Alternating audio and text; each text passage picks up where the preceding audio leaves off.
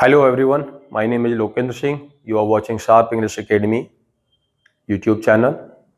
Today friends we are going to teach you the use of keep on in past.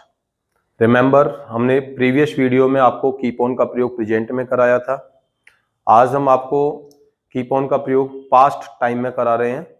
तो चलिए start करते हैं कि keep on का प्रयोग पास्ट में कैसे करेंगे। तो फ्रेंड्स ये ध्यान दीजिए कि जहां पर हम कीप ऑन लगा रहे हैं वो हम गो ऑन अथवा कैरी ऑन भी लगा सकते हैं।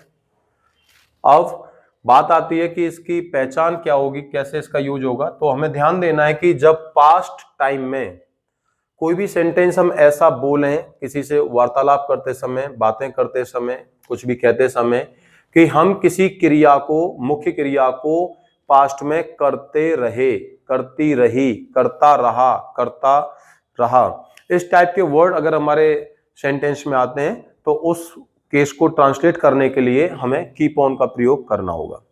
ध्यान दें फ्रेंड्स, इससे ये हमको नॉलेज मिलती है कि ऐसी क्रियाएं जिनको हम पास्ट टाइम में लगातार करते रहे। फॉर एग्जाम्पल, मैं पूरी रात करवटें लेता रहा, बच्चा मैदान में खेलता रहा, वह मुझे गाली देता रहा, मैं तुमको इंग्लिश पढ़ाता रहा, मैं हंसता रहा, प्रधानमंत्री मुझसे बात करते रहे, मैं विदेश जाता रहा, तुम काम करते रहे, हम अंग्रेजी बोलते रहे, वह प्रैक्टिस करता रहा, बच्चा रोता रहा, वह सोता रहा। ये तमाम सारे ऐसी क्रियाएं हैं जो पास्ट को इंडिकेट कर रही है कि हम पास्ट में उस क्रिया को नॉन स्टॉप लगातार करते रहे। अब यहां पर जब हम इंग्लिश में ट्रांसलेट करेंगे तो हमें कुछ स्ट्रक्चर्स की जरूरत पड़ेगी। तो आइए डिस्कस करते हैं इन स्ट्रक्चर्स के बारे में। जब हम इसको सिंपल स्ट्रक्चर में ट्रांसलेट करेंगे तो हमें सब्जेक्ट के बाद यहां पर कैप्ट ऑन लगाना है। Kept on is the second form of keep on. ये तो हम सब जानते ही हैं कि पास्ट में सेकंड फॉर्म का प्रयोग किया जाता है। तो यहां पर हम कीप की जगह पर कैप्ट ऑन का प्रयोग करेंगे। ध्यान रखें, अगर हम कीप ऑन नहीं लगा रहे हैं, सपोज हम गो ऑन लगाना चाहते हैं, तो हमें यहां पर वेंट ऑन लिखना होगा, क्योंकि गो की सेकंड फॉर्म वेंट होती है। अगर हम यहां पर कैरी ऑन लगाना चाहते हैं तो हमें यहां पर कैरीड ऑन लगाना होगा। ये आपको ध्यान देना होगा। और ये स्ट्रक्चर यानी जो सेकंड फॉर्म है, यानी कैप्ट ऑन अथवा वेंट ऑन अथवा कैरीड ऑन, ये सिर्फ अफर्मेटिव में आएगा, सभी सब्जेक्ट के साथ आएगा, सिंगुलर के साथ भी, प्लूरल के साथ भी, फर्स्ट पर्सन के साथ भी, सेकंड पर्सन के साथ भी और थर्ड पर्सन के साथ भी। अब यहाँ स्ट्रक्चर हमारा बना subject plus kept on plus ING verb plus other word. ING verb means main verb की आईएनजी फॉर्म। अब इसका हम नेगेटिव स्ट्रक्चर बनाएंगे जिसमें हम सब्जेक्ट, उसके बाद में डिड नॉट हेल्पिंग वर्ब लगाएंगे। तो अब देखिए, डिड जो है वो सेकंड फॉर्म होती है डू की, तो डू का प्रयोग प्रेजेंट में होता है, डिड का प्रयोग पास्ट में होता है। तो पास्ट में सेकंड फॉर्म की जगह डिड ने ले ली, ठीक है।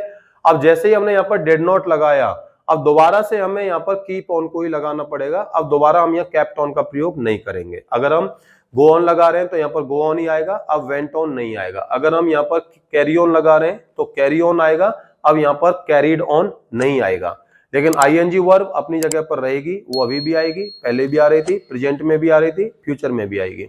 उसके बाद अदर वर्ड्स लगाएंगे। अगर हम इसको इंट्रोगेटिव बनाते हैं, जैसे किसी से हम पूछते हैं या कोई हमसे पूछता है, सेंटेंस हमारा क्या से शुरू होता है, जैसे क्या तुम उसे पीटते रहे, क्या तुम उसे गाली देते रहे, क्या तुम मुझे पढ़ाते रहे, क्या मैं तुमसे बातें करता रहा, क्या बच्चा सोता रहा। इस केस में हमें सभी सब्जेक्ट के साथ में स्टार्टिंग में डिड लगाना होगा, उसके बाद सब्जेक्ट लगाना है, फिर हमें कीप ऑन लगाना है, आईएनजी लगाना है, अदर वर्ड, क्वेश्चन मार्क। उसके बाद हम इसको इंट्रोगेटिव नेगेटिव बनाते हैं, यानी क्या भी आ जाए हमारे वाक्य में और नहीं भी आ जाए। तो दोनों वर्ड्स हमें यहाँ पर यूज करने, क्या और नहीं। जैसे क्या तुम उससे बात नहीं करते रहे, क्या से स्टार्ट हो रहा है, वाक्य के बीच में नॉट भी आ रहा है, तो इसको इंट्रोगेटिव नेगेटिव बोलेंगे। इसका स्ट्रक्चर बनेगा did, subject, not, keep on, ING and other word, question mark.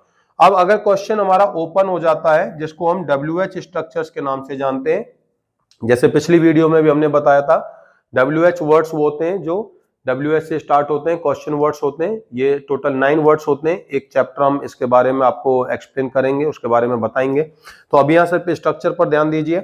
तो सबसे पहले हम वही WH वर्ड लगाएंगे जो हिंदी के सेंटेंस के बीच में आ रहा है, तो उसको यहाँ पर हम आगे ले आएंगे, WH वर्ड। उसके बाद हेल्पिंग वर्ब डिड आएगा, उसके बाद सब्जेक्ट आएगा, कीप ऑन आएगा, आईएनजी आएगा, अदर वर्ड आएगा, और लास्ट अगर हम उसको WH नेगेटिव बनाते हैं तो ध्यान दीजिए ये साइन जो है नॉट का है, ये WH हुआ। तो WH नेगेटिव जब बनाएंगे तो WH words, then did helping verb आएगी, देन सब्जेक्ट आएगा, फिर नॉट लगाना है, उसके बाद कीप ऑन आएगा, ING आएगा, अदर वर्ड आएगा। फ्रेंड्स सारे स्ट्रक्चर्स में एक चीज आप कॉमनली देख रहे होंगे कि कीप ऑन के बाद वाक्य में कोई भी चेंज नहीं हुआ है। कीप ऑन के बाद में हम देख रहे हैं कि ING वर्ब, अदर वर्ड्स हर स्ट्रक्चर में यूज किया जा रहा है, यानी वाक्य के अनुसार जो भी चेंज किया जा रहा है, वाक्य के अनुसार जो भी चेंज हो रहा है, उसका नेगेटिव बनाना है, इंट्रोगेटिव बनाना है, उसका WH बनाना है, वो सारा चेंज कीप ऑन से पहले यानी कर्ता और क्रिया के साथ में, सब्जेक्ट और हेल्पिंग वर्ब के साथ में किया जा रहा है। अब इसके हम एग्जाम्पल के बारे में बात करते हैं। तो अब कोई भी एग्जाम्पल जैसे हम ले लेते हैं यहाँ पर, तो एग्जाम्पल इसका कैसे ट्रांसलेट होगा, कैसे उसको बोलेंगे।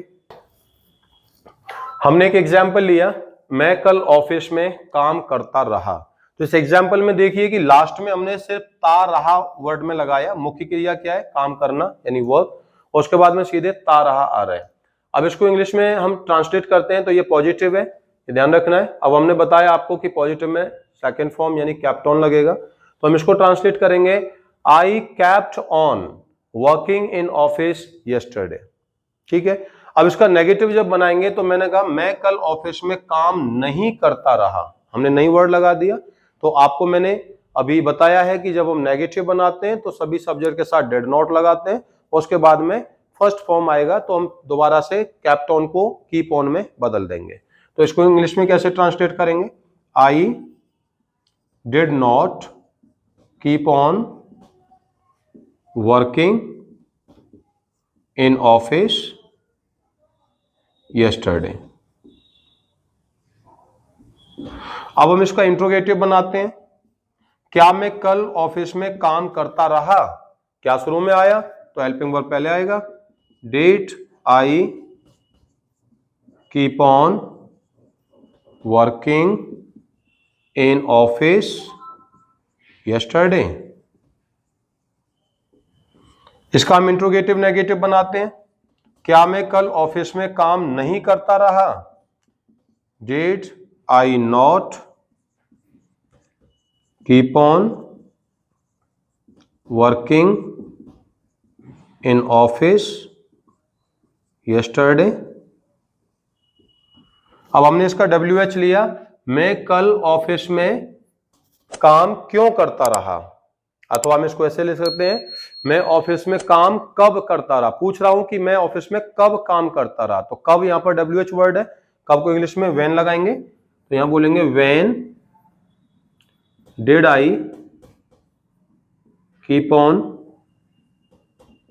Working in office. अब मैं यहां पर यस्टरडे नहीं लगाऊंगा क्योंकि मैं पूछ रहा हूं कि मैं काम कब करता रहा, तो इसका रिप्लाई क्या आया, कल करता रहा। ठीक है। अब इसका हम लास्ट बनाते हैं WH नेगेटिव, तो यहां पर हम बोलेंगे when did I not keep on working in office, मैं ऑफिस में कब काम नहीं करता रहा। तो ये ट्रांसलेशन हमने कर दिया। अभी मैं यहां पर 2-3 एग्जाम्पल बोलता हूं, आप उनको इंग्लिश में ट्रांसलेट करेंगे और उनको ऐसे ही पॉजिटिव नेगेटिव इंट्रोगेटिव WH में बनाएंगे। अगर आप उनको स्ट्रक्चर्स के माध्यम से बना पाते हैं, so you are going on right track, you can speak gradually. ठीक है। तो एग्जाम्पल्स जैसे मेरा भाई मुझसे लड़ता रहा, इसको इंग्लिश में ट्रांसलेट करना है, फिर उसका नेगेटिव इंट्रोगेटिव WH बनाना है। हम आपस में बातें करते रहे, मेरे पिताजी मुझसे प्यार करते रहे, लोग एक दूसरे की मदद करते रहे, मैं कल पूरे दिन पतंग उड़ाता रहा, मेरी बहन खाना बनाती रही, मेरी मम्मी मुझे पीटती रही। सो ये एग्जाम्पल मैंने बोले, प्लीज इनको इंग्लिश में ट्रांसलेट कीजिए और उनका नेगेटिव इंट्रोगेटिव बनाइए। फिर भी आपको कोई डाउट है तो आप हमारे YouTube चैनल की डिस्क्रिप्शन लिस्ट में जाकर के वहां पर कमेंट कर सकते हैं, अपने क्वेश्चन राइज कर सकते हैं। अगली वीडियो के लिए तैयार रहिए प्लीज। Thank you.